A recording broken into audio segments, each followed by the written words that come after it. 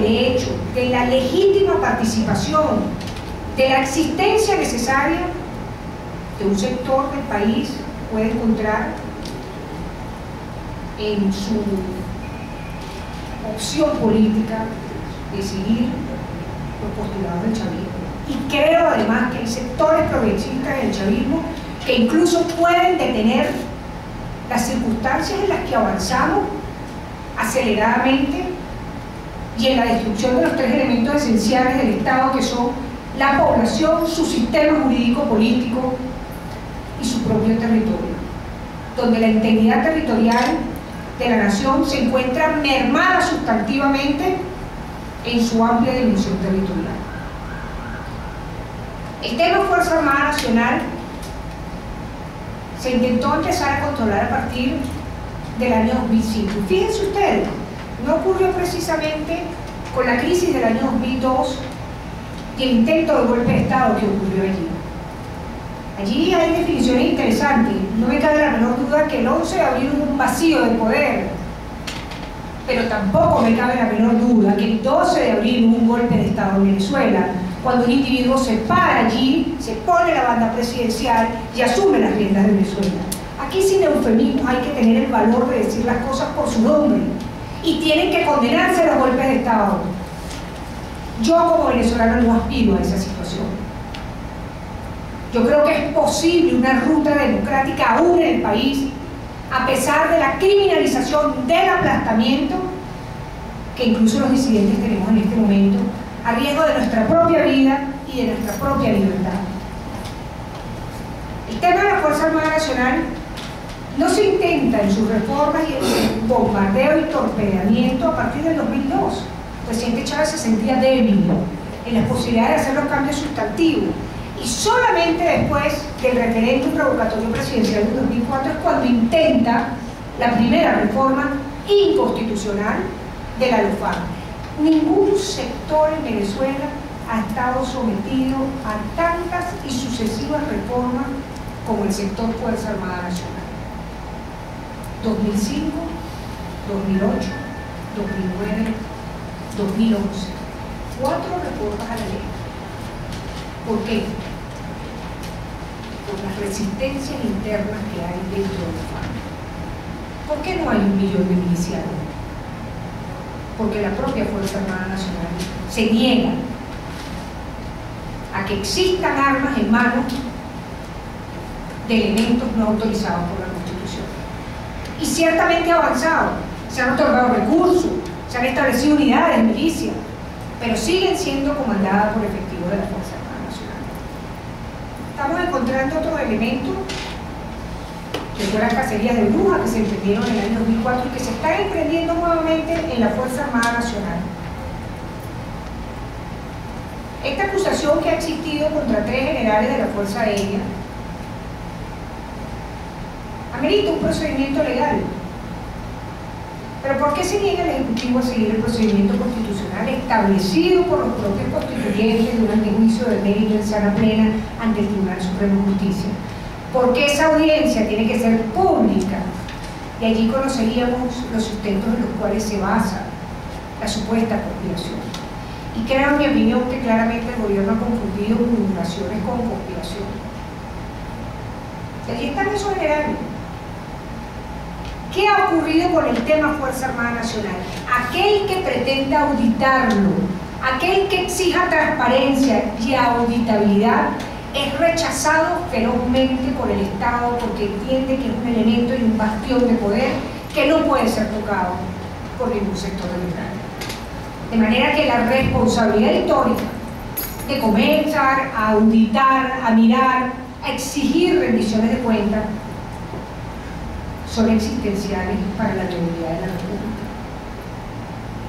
¿Cómo explicar que el 52% de los gobernadores, en una expresión de caudillismo militar en Venezuela, son quienes controlan el poder regional, militares en su origen, que están teniendo ya problemas con las propias bases del chavismo? Y si no, miremos lo que está ocurriendo en el estado Trujillo, donde el general en jefe, Rangel Silva, se autodenomina como la máxima autoridad del Estado en materia del Partido Socialista Unido Venezolano.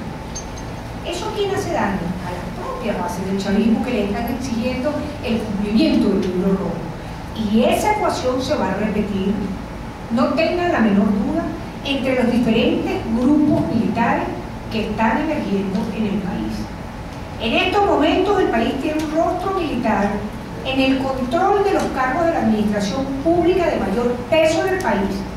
Si ustedes lo dudan, revisen el 25,54% de los ministros militares que conforman el Despacho Ejecutivo Nacional. Allí nos encontramos con la banca pública, finanzas, Ministerio de Transporte, etcétera, etcétera, etcétera. Donde está el dinero, donde está la plata, donde están las armas y donde está la inteligencia. Hay una nueva expresión de caudillismo en Venezuela que estaría por verse en su rostro militar.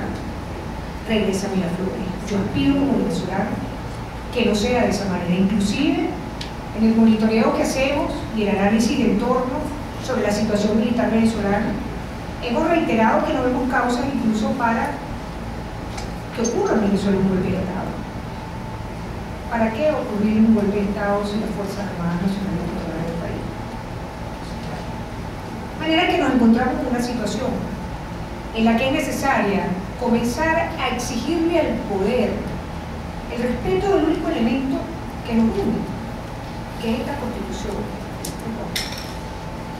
Recordarle que si ciertamente esa defensa integral, esa seguridad de la nación aparece de manera ambigua, establecida en la Constitución, la defensa militar de la nación solo aparece atribuida a la Fuerza Armada Nacional en esta Constitución. Óigase bien, todos estamos obligados a la defensa de la nación, de ahí el 134. Nosotros podemos prestar nuestro mejor concurso en nuestras artes, oficio, vocación, servicio social.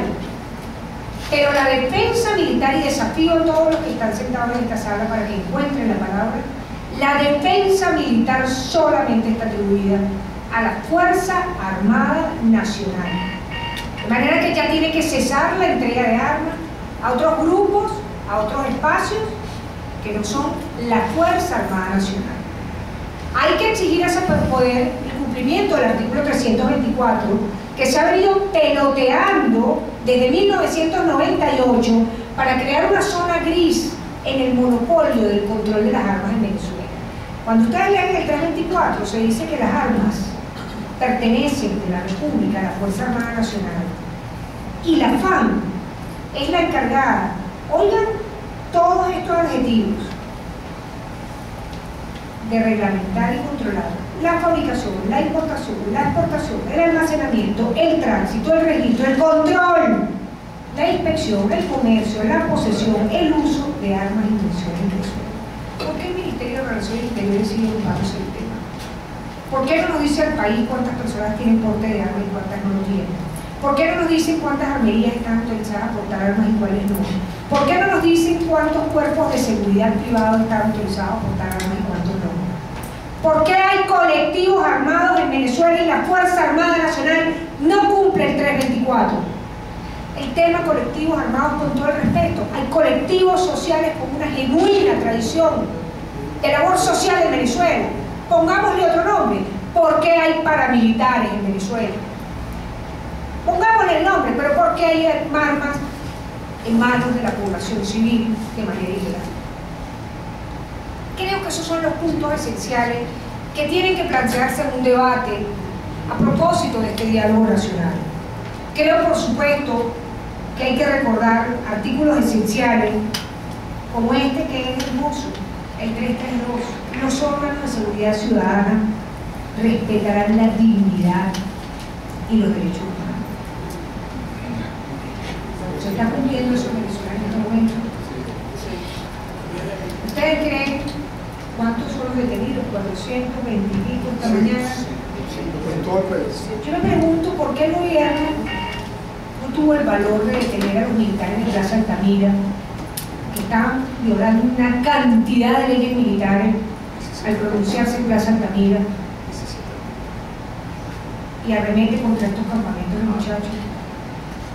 Hay una rueda de prensa en este momento y están diciendo drogas, tal, que se le encontraron. Sí, sí. La protesta, todos eran drogaditos, todos eran. Yo creo que aquí hay unas cosas que son muy gruesas de creer por la población.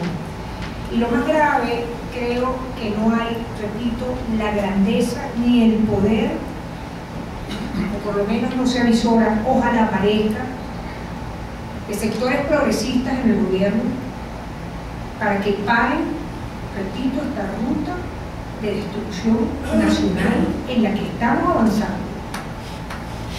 Esta ruta de aplastamiento del disenso, de la crítica, de la oposición. Yo quisiera dejar el espacio para las intervenciones, porque creo que es lo más valioso, aquí aprendemos ustedes y nosotros. Pero quiero concluir con una reflexión, que es la siguiente. El liderazgo político de este país, en mi opinión, no entendió los signos del 27 de febrero de 1989. Hubo quienes creyeron interpretarlo, se insertaron en una ruta, hicieron una promesa al país, pero han fallado. Creo que el liderazgo político no entendió, porque no han sido reveladas públicamente muchos de los signos de lo que ocurrió el 11, 12 y 13 de abril. Allí operó el corporativismo militar. Allí hay personas que saben perfectamente cómo unos estuvieron de un lado y cómo a las 12 horas se cambiaron de bando. Como muchos de esos oficiales son mandos activos hoy de la Fuerza Armada Nacional, no han sido interpretados los signos del 11, 12 y 13 de abril. Y creo que lamentablemente no están siendo interpretados los signos y señales de lo que está ocurriendo. La Cuarta y la Quinta República comparten vicios de ilegitimidad, comparten vicios de graves violaciones de los derechos humanos, y hay un país afuera que está esperando la posibilidad de reconstruir una Venezuela posible, donde todos quepamos y donde exista real y auténticamente la construcción de un proceso democrático donde la crítica, repito, las ideas sean permitidas. Yo, Rocío San Miguel, quiero llegar bien viejita, peleando por un país mejor. Yo no aspiro a codos, ni aspiro a acertijos, ni aspiro. Yo creo que la construcción de un país mejor se hace desde la crítica, se hace desde el debate y del respeto que el poder, en su momento histórico, cuando lo ejerce, debe tener al otro sector de la población. Así que quedo a la disposición de ustedes para cualquier pregunta y respuesta, especialmente sobre el tema de la Fuerza Armada Nacional. Muchísimas gracias.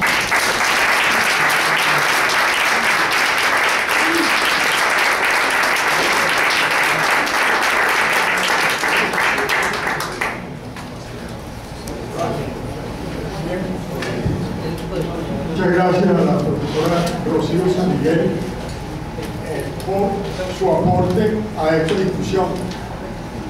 La dirección de debate o la comisión de actividad constata que en las dos exposiciones la prevalecencia analítica del factor Fuerza Armada es algo que no es casual y que da cuenta de la primordialidad de ese factor. No obstante, me permito referir que el enunciado de convocatoria de este foro de debate agrega grupos paramilitares y sociedad civil desarmada. Esa última frase identifica una condición del contraste y en el medio están los grupos paramilitares. Una pregunta para ambos exponentes. Ya voy a dar el derecho de palabra. 3 personas anotadas, 4, 5, 6, 7, 8 con Osvaldo Barreto. 9, sí. Un momento. 10. Entonces vamos a abrir y yo creo que con esas 10 personas, con un promedio, sí, pero no todavía, primero la tiene el profesor acá. Pero un momento, yo no he terminado de decir lo que estaba tratando de decir. Sí, perfecto. Entonces, la idea es pues preguntarnos y tratar de respondernos por estas cosas, considerando los aportes de los ponentes. Voy a dejarlo hasta acá, la reflexión que quiero hacer para dar lugar al derecho de palabra. Entonces, comenzamos con el profesor acá, luego la profesora Nidia Ruiz, después el profesor allá, después usted, después Osvaldo Barreto, Samuel López y el secretario de la FUSE antes de Samuel Pérez.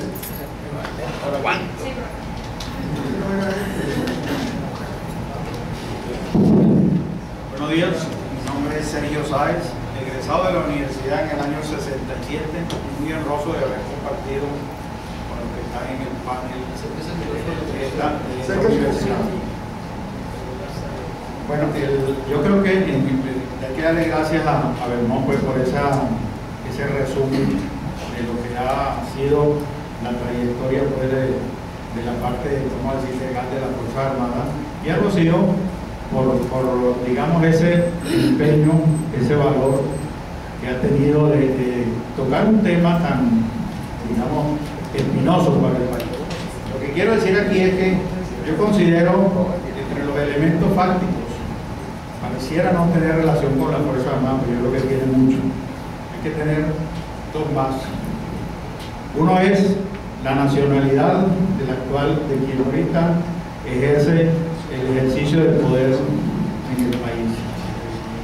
Es inconcebible que una directiva del Consejo Nacional Electoral haya omitido verificar la nacionalidad de origen y además la existencia o no de una nacionalidad adicional. Hay diferentes hechos que hacen ver que Maduro no es venezolano. Personalmente, conocí a uno de sus tíos y tengo la seguridad de que es colombiano, su padre debe ser colombiano y el amigo Márquez consiguió la cédula de identidad de la madre. En consecuencia, por la Constitución colombiana, al no haber rechazado él esa nacionalidad, por lo menos tendría en ese caso, si de ser venezolano, una doble nacionalidad. Y el otro es bastante importante, que es el certificado de defunción de Chávez. Esas dos cosas, el CNA debió haberse pronunciado en cuanto a las candidaturas y al ejercicio pues, del nuevo presidente con un certificado en la mano que no existe. Yo no sé si alguien sabe si existe o no, y eso es sumamente grave. La otra cosa que quería tocarle, yo sigo la parte petrolera y desgraciadamente hoy nos encontramos que la renta petrolera es negativa. Eso les puede parecer un poco extraño a ustedes.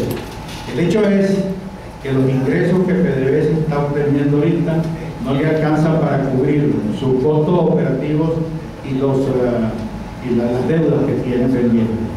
En consecuencia, eso es parte que tiene hoy el gobierno totalmente preocupado, porque eso va a ser un factor, es ya un factor de que está haciendo desabastecimiento de alimentos y medicinas y va a ser un problema serio. Gracias. Bueno, gracias por su aporte. La profesora Rocío San Miguel me informa que ella debe retirarse ahora 10 para las 12. Entonces, que si alguna de las 9 intervenciones que están anotadas tiene alguna pregunta específica, podríamos ver esa posibilidad. Ahora, yo no puedo romper el orden que está pedido el derecho de palabra. Sí. Entonces, tiene la palabra Nidia Ruiz, la profesora Nidia Ruiz. Yo tengo dos preguntas. Sí, tengo dos preguntas.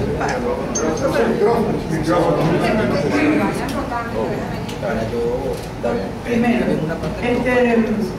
quisiera saber con precisión lo que se dice sobre la presencia cubana dentro de la Fuerza Armada es real. ¿Cuánto se sabe? Esa es una. Otra, tengo la impresión, y quisiera que me confirmaran si es verdad o no, que nunca antes en gobiernos dictatoriales venezolanos la Fuerza Armada había ocupado el espacio civil que ocupa actualmente. En ese caso, la pregunta es, ¿cómo se negocia una salida en ese caso? El antecedente más inmediato que tenemos fue el de Pérez Jiménez. No tengo la menor idea de cómo se hizo esa transición, pero esto luce mucho más engorroso. ¿Cómo se enfrenta a eso?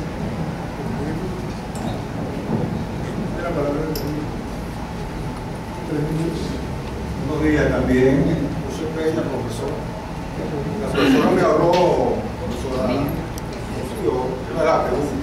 que quería un comentario suyo sobre la injerencia cubana en la Fuerza Armada. Y algo también importantísimo.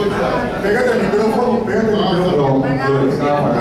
Que quería preguntarle a la profesora Rocío San Miguel, que la pregunta la expresó la profesora anterior, con respecto a la injerencia cubana en las Fuerzas Armadas.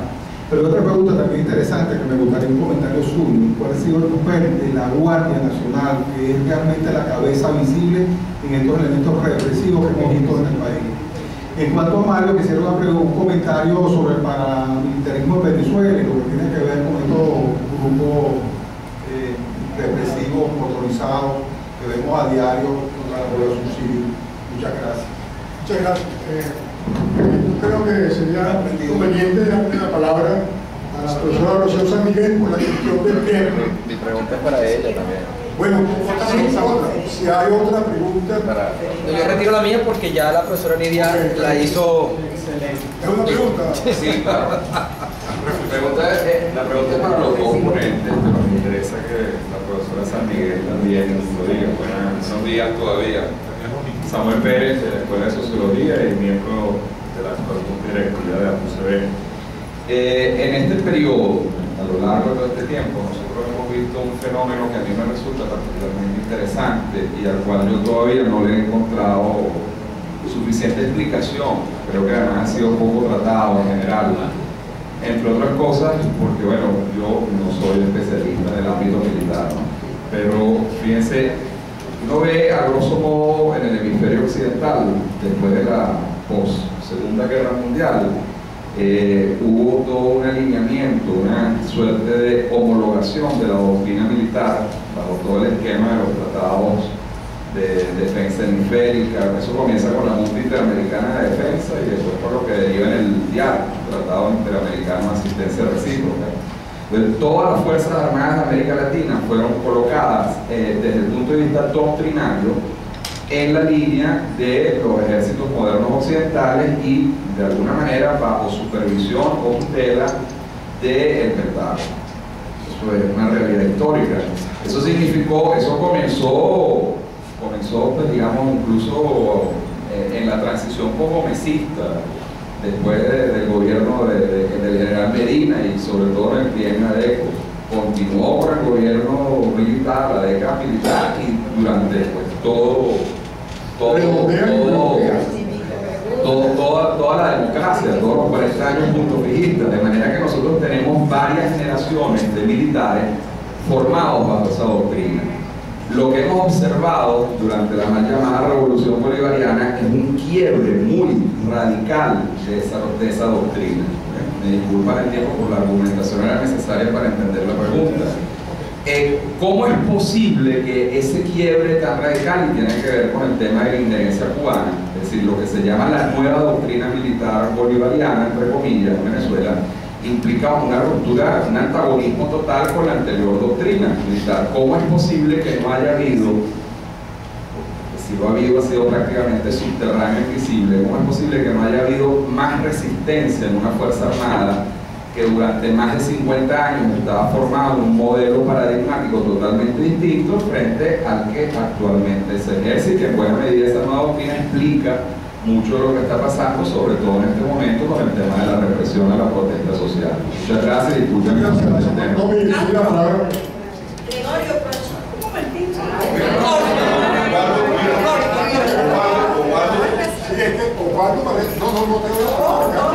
Hay un orden de palabras.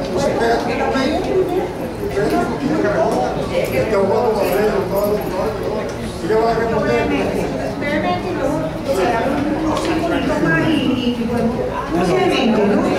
En relación al planteamiento que intervino de Samuel, es bien interesante el asunto doctrinario del empleo de la Fuerza Armada Nacional, porque se viene hablando del nuevo pensamiento militar bolivariano.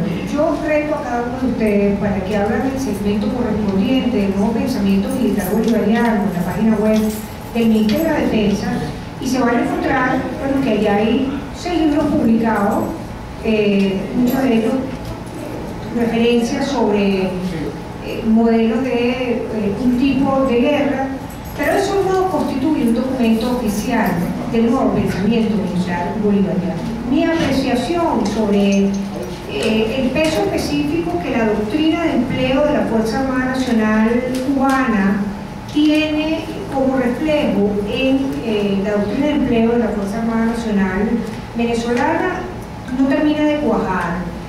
El modelo de las regiones estratégicas de defensa integral que se establecieron en las reformas de la ley es una recomendación claramente cubana. Cuba tiene compartimentadas las regiones del país para las agrupaciones militares en forma similar. Sin embargo, ha habido muchas resistencias en las recomendaciones que ha hecho Cuba para la planificación operativa de la Fuerza Armada Nacional. Entre ellas, por ejemplo, Cuba tiene escondidos sus aviones de combate bajo tierra. Cuando eso se planteó a la oficialidad venezolana, más que un elemento jocoso, fue repelido evidentemente, pues precisamente el poder relativo de combate venezolano se destaca respecto a sus adversarios y sus hipótesis de guerra tradicionales, incluso la del chavismo, versus Colombia. Porque uno de los supuestos del pasado era el conflicto armado con Colombia, pero uno de los supuestos de hipótesis de conflicto actual es el de la invasión gringa por la vía de Colombia. Eso ha permeado públicamente. Yo lo que creo que está en marcha es una cooperación del alto gobierno con sectores políticos militares venezolanos aliados a Cuba, pero con un mecanismo de utilitarismo político donde hay una serie de beneficios. Creo que ha habido un modo de actuar, y allí doy respuesta a José Peña, la profesora, de injerencia claramente demostrable, fáctica, de Cuba en asuntos sensibles de seguridad nacional, como es el sistema de registro de notarías reconocido por el gobierno, que fue establecido por el gobierno cubano, sin licitación, por cierto, el sistema de identificación y extranjería monitoreado por Cuba, y la participación de cubanos, de agentes cubanos, en los sectores de inteligencia política y en el sector de inteligencia militar. Amén, repito, de esta cooperación que el propio presidente Chávez reconoció de Cuba en materia de Fuerza Armada Nacional. En materia de convenios militares, nosotros hemos documentado el control ciudadano, por ejemplo, la participación que se está haciendo de Cuba prácticamente como un acto de generosidad para que queden dividendos y con una empresa holandesa en la refacción de buques de transporte del armado. Una de las oficinas más importantes, o la más importante, que hace las compras militares en Venezuela, que es Venezolana de Importaciones y Exportaciones, Vexinca, tiene una oficina de intermediación para las compras militares que se realizan en Cuba. Es decir, hay una suerte de pragmatismo asociado al monetarismo y al mecanismo de dejar rentas a Cuba en su solidaridad al proceso revolucionario, que fuera por la vía de la Fuerza Armada Nacional. Pero no termino de apreciar una connivencia, un amalgamiento en la dirección de la construcción de una doctrina de empleo de la Fuerza Armada Nacional con espíritu cubano. Me preocupa la construcción del enemigo interno, que ha sido uno de los asuntos estelares de las Fuerzas Armadas cubanas en las hipótesis de conflicto, que están siendo replicados en la hipótesis y empleo de la Fuerza Armada Nacional, por ahora en manos de la Guardia Nacional. La Guardia Nacional ha utilizado en su confrontación de lo que se denomina seguridad ciudadana, la hipótesis del enemigo interno. Los modos de represión, la utilización, mucha gente se equivoca, cree que la Guardia del Pueblo es una suerte de nuevo componente. No, la Guardia del Pueblo es una unidad que se creó dentro de la Guardia Nacional y que ha estado adscrita funcionalmente al Ministerio de Relaciones Exteriores. Ha venido teniendo comportamientos claramente identificables como el de actuar frente a un enemigo interno, y eso tiene que ser condenable, porque el empleo de la Fuerza Armada Nacional para una hipótesis de conflicto interno no está autorizado por la Constitución. Y en definitiva, si usted me dice que se parece esto en sus ámbitos doctrinarios, no me cabe la menor duda de señalarlo en sus caracterizaciones al modelo de la doctrina de seguridad nacional que se llevó a cabo en el Cono Sur durante los años 70, fundamentalmente, y 80. Aquí estamos encontrando la conducción de un modelo estatal dirigido por militares, la conducción de un modelo estatal que identifica un enemigo externo, la conducción de un modelo estatal que consecuentemente señala la amenaza de la invasión extranjera para reprimir a disidentes, a críticos, a opositores, la construcción de una élite militar que no tiene modo alguno, muchos de ellos, de explicar los modos de vida que tienen con los salarios que se compadecen, como ocurrió en Argentina, como ocurrió en Chile, como ocurrió en Brasil, en otros países de un menor impacto. Y creo que sí hay algo en lo que se parece a esto. Creo que lamentable e históricamente coinciden siempre el modo en el que la extrema derecha y la extrema izquierda terminan dándose la mano por debajo de la mesa, repetida e insistentemente en la historia de los países latinoamericanos. Yo quería completar esta parte que tiene que ver con la presencia cubana en los términos civiles, además de suscribir lo que dice Rocío. Es decir, en cuanto a las carencias, el modelo político venezolano consigue en Cuba también que si se vincula con Cuba, si se parece a Cuba, adquiere parte del romanticismo revolucionario cubano, o adquiere parte de la dimensión de una revolución que fue cierta, pues, hecha en una Sierra Maestra, con un poder establecido por un ejército, en fin, toda esa situación de llegar al poder, usa Cuba como un elemento de reforzamiento simbólico, pero también no es verdad que hay un grupo de generales que están dirigiendo las Fuerzas Armadas venezolanas en los distintos componentes militares, los comandos operativos o los comandos estratégicos, pero sí es cierto el asesoramiento, y eso está muy vinculado con un factor que ella mencionó, es la relación entre el enemigo externo, y el enemigo interno. ¿Qué es el enemigo interno? El enemigo interno en cualquier país que vaya rumbo a una hegemonía total del poder es aquel que le sirve de soporte o que es la representación del enemigo externo. Entonces, en Venezuela, todas aquellas personas que se oponen al gobierno, obviamente, están apoyando el imperialismo norteamericano. Es decir, todas aquellas personas que disienten del gobierno constituyen el enemigo interno. ¿Cómo reprimirlo? Allí tiene mucha experiencia Cuba. En Cuba no hay incidencia porque todo incidente es el enemigo interno y todo el enemigo interno es traidor a la patria. Por eso es que siempre la utilización de que son antipatrióticos, que responden a intereses externos, se le dice a la oposición, porque en todo caso estarían reforzando en Venezuela, o si representando en Venezuela, el enemigo externo que son los Estados Unidos. Por eso es que en el plan sur, en un plan muy poco conocido en las Fuerzas Armadas, aparece como el enemigo interno, y aparece, por cierto, la foto tuya allí. Los enemigos internos está al centro, como aquellos enemigos que están conspirando contra las Fuerzas Armadas. Eso por un lado. ¿Cómo salir de esto? Pregunta, o en todo caso la salida comparado con la época peregrina es muy difícil, pero en todo caso no olvidemos que todo, como dice Miguel Otero, siempre en fiebre, todas aquellas cosas no ocurren hasta la víspera.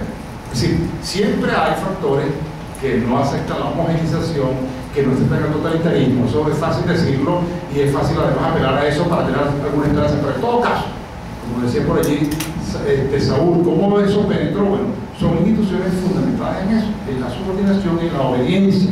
Mi grupo de alumnos, y cuando termino, de un curso previo a Chávez, se llamó Promoción Carlos Andrés Pérez, que estaba prohibido. Ese mismo grupo, cuando fueron coroneles, les di clase en otro curso y la promoción se llamó Hugo Chávez Frías, los mismos oficiales.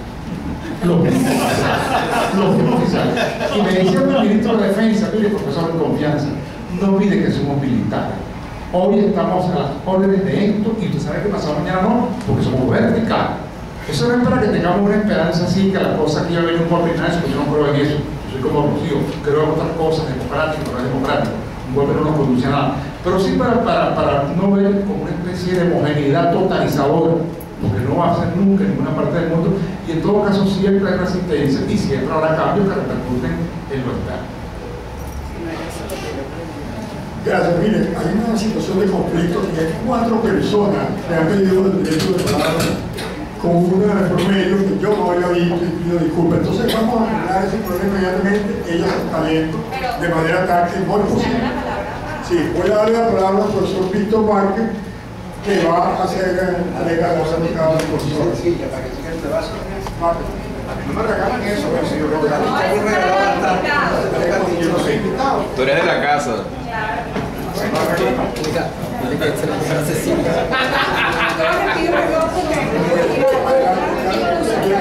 Pero esa es la promesa de volver a compartir.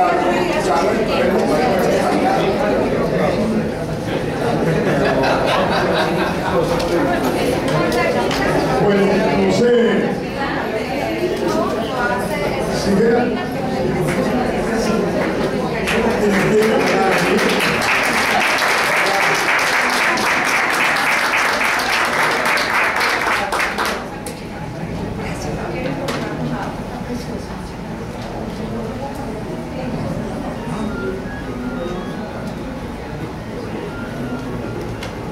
Bien, entonces, profesor, usted, están los dos, ¿se acuerdan los dos? Entonces, yo no recuerdo el orden, pero creo que el profesor de atrás. Adelante, profesor. Gracias. Mi nombre es Francisco Soriano. Lamentablemente se fue la doctora. Acerca más.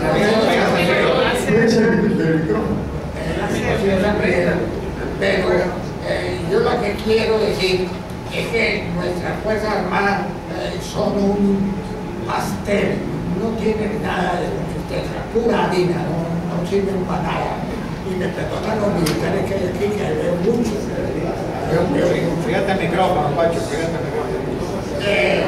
Yo lo primero que digo, y exacto, es que ellos tienen privilegio, tienen el fuero militar todavía, claro, no como anteriormente, pero sí lo tienen. El Ministerio Público les permite a ellos juzgarse por algunos delitos que cometen. Hoy en día es imposible no entender que la justicia es una sola, está vendada, no sabe si son militares o si son civiles. Por lo tanto, debería ser una sola justicia para los militares y para los civiles. Si acaso, por ejemplo, a los militares, cuando un soldado le pone una zancadilla al teniente y se cae en el corredor, más nada, para eso sería la justicia militar.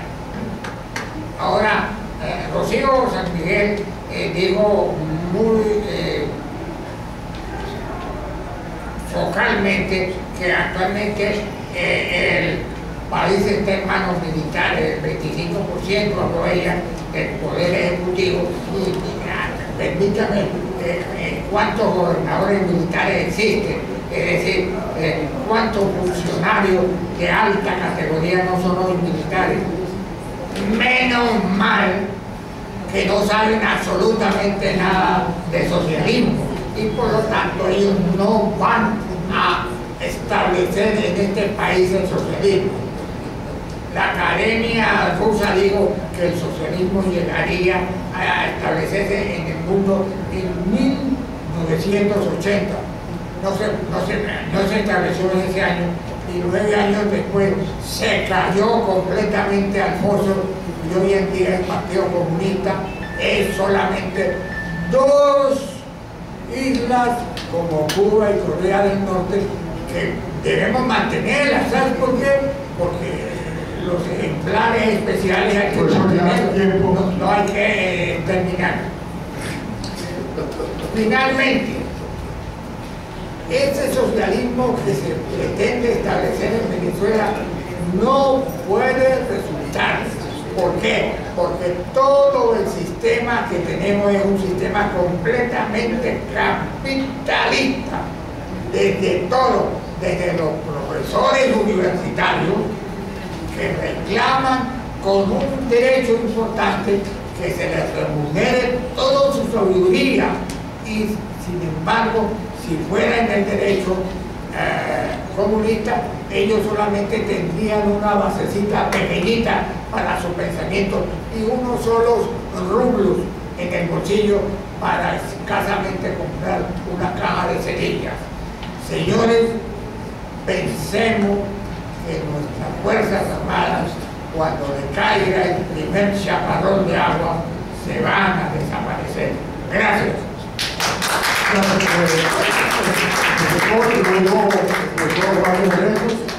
Y bueno, parece que hay buenos días. Yo soy el general y abogado Herminio Formayor. General y abogado Herminio Formayor. Yo soy, la especialidad mía es análisis de inteligencia estratégica y hice mi curso de Estado Mayor en Inglaterra, en el Staff College, una de las escuelas de guerra más avanzadas del mundo, y nomás tenemos 2 oficiales que hemos hecho curso allá. Participé en los juegos de guerra de la OTAN en Alemania y conozco más o menos cómo son conflictos nucleares. Cuando el profesor Belmonte y la profesora Rocío hablan de la doctrina militar, yo me atrevo a decir de que no existe ninguna doctrina, que lo que hay es un mamotreto militar, porque no hay capacidad operativa, ni la actuación de las Fuerzas Armadas está basada en una opción de carácter filosófico para constituir realmente una doctrina de carácter intelectual que pueda ser asimilada como algo fundamental en la conducción de una fuerza como es la bolivariana en Venezuela. Yo he tenido que asumir esta posición y muchas veces lo digo porque siento pena y no me gusta que me llamen general, sino que me llamen doctor, porque también lo soy, porque realmente la actuación de la Fuerza Armada hoy en día es vergonzosa. Y realmente, dentro de esa vergüenza, nosotros nos podemos dar cuenta de que se han apartado realmente de las funciones fundamentales que nos establece la Constitución en el artículo 328 y se han politizado. No es una fuerza profesional, no es una fuerza que realmente se entregue al conocimiento de la tecnología y de los avances nuevos de la función operativa militar a nivel mundial. Yo le voy a poner solamente un ejemplo, y me perdonan los profesores, de cómo hoy en día se manejan las fuerzas operativas, sobre todo de las grandes potencias a nivel internacional, para poder neutralizar a aquellos países en los cuales ellos consideran que su seguridad nacional o la del mundo se encuentra en peligro en ese momento. Cuando hubo el conflicto entre los Estados Unidos y el Líbano, los Estados Unidos, para darle a conocer la peligrosidad de lo que significaba el dispositivo militar de ellos, desde el Golfo Pérsico, que queda a 2.150 kilómetros del Líbano, metieron en esa época por una de las ventanas de la casa de Gaddafi un tomahawk que mató a la hija de Gaddafi y destruyó prácticamente todo.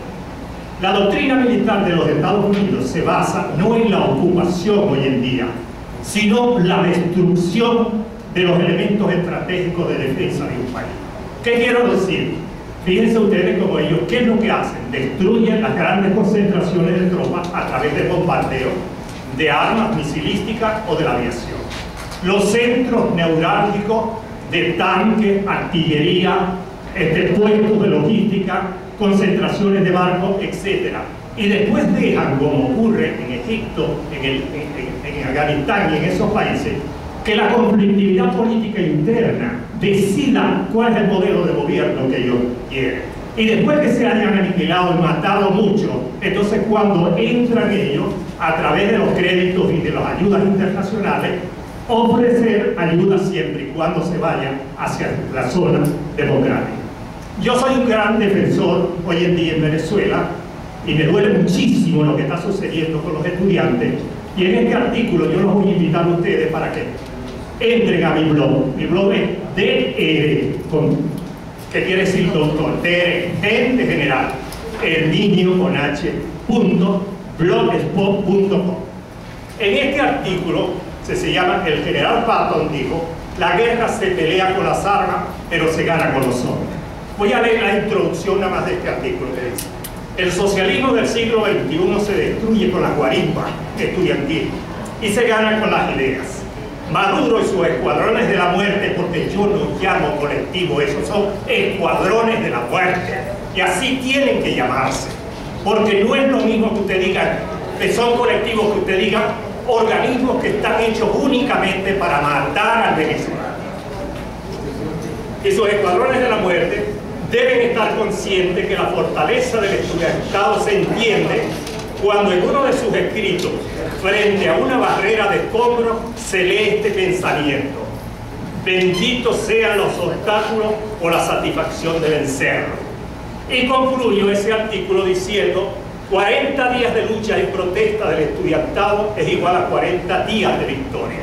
Yo creo que dentro de la conflictividad internacional, porque yo no sé, tengo que decirle, yo soy uno de los pocos hombres que reconocen este país a través de la prensa, la radio, la televisión y de los libros que yo tengo. Ya, el tiempo ya está. Sí, pero esto es historia patria. Trabajé en 20. El tiempo ya está. La palabra, solo voy a coger.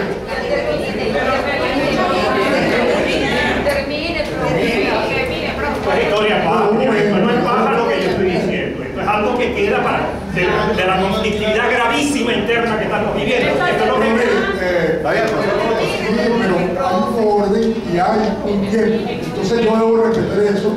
De lo contrario. Pero entonces nos quedamos con lo que nos quedamos trate de concluir en general. Bueno, déjenme decirle lo último y ya está. Yo creo que para salvar el diálogo en este momento, porque realmente el gobierno lo que quiere es que la mesa de la unidad se retire, porque a través de los medios, de la hegemonía comunicacional que ellos tienen y el poder de su dinero para dar a conocer todas estas cuestiones a nivel nacional e internacional, ellos quieren que nos retiremos de la mesa de la unidad. Pero no podemos hacerlo. Nosotros lo que tenemos que exigirle es a UNASUR, sobre todo al Vaticano y al representante de Colombia, que le exija al gobierno que realmente utilice sus principios éticos, morales y democráticos para discutir todo lo que se está llevando a la mesa. Y por último, yo creo que la salida, señores y señoras, me van a perdonar, porque no podemos llegar y ni continuar sacrificando a nuestros estudiantes. Aquí yo soy un estratega y ese ha sido mi trabajo con la CIA y con organizaciones internacionales en Centroamérica, en Europa, 12 años trabajando prácticamente en espionaje y cuestiones de esas internacionales. Aquí lo que hay que hacer también es una gran demostración de fuerza. ¿Y cuál es esa demostración de fuerza? A través, lo que pasa es que tiene que existir la capacidad de convocatoria de nuestro liderazgo y de la mesa de la unidad para llamar un paro nacional de 48 horas, porque todas las condiciones están dadas. El pueblo, desde el punto de vista económico, social, político, militar, etc., está no bravo, sino arrecho. Y eso tiene que aprovecharse en este momento. Y lo otro es, después de eso, si no es suficiente ese paro nacional, que no va a haber herido, no va a haber preso, no va a haber nada, todo el mundo se queda en su casa y nadie sale, una marcha nacional en todos los estados del país, el mismo día, a la misma hora, y que terminen en la Plaza Bolívar. Con eso demostramos nosotros qué es lo que quiere el pueblo de Venezuela. Muchas gracias. Muchas gracias, señor, por su aporte a la discusión y a la acción, porque hay dos propuestas de acción en la consulta. Entonces, se valorará debidamente el profesor Osvaldo Barreto.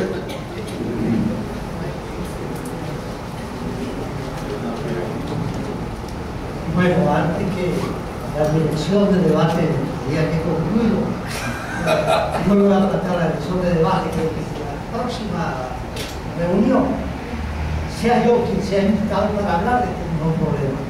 Porque lo que yo podría decir sobre esto es tan largo que nosotros sí lo pusimos. Nada más yo lo voy a decir. todo lo que se ha dicho puede ser verdad o mentira, pero un problema serio ahí.